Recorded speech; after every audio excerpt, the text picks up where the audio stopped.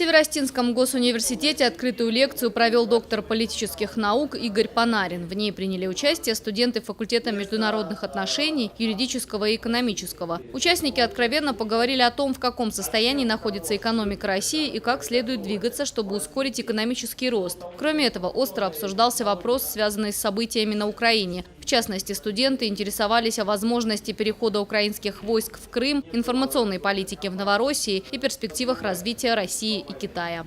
Сегодня очень известный в России политолог представил нам довольно актуальную тему. Это Россия в мире, политика России и ее будущее в современных непростых геополитических ситуациях. Почему это важно для студента? Собственно, сам автор лекции озвучил это. Студенты – это будущее республики, будущее Российской Федерации в целом, будущее вообще любой страны. И, соответственно, если влиять на умы студентов, то можно влиять на судьбы мира.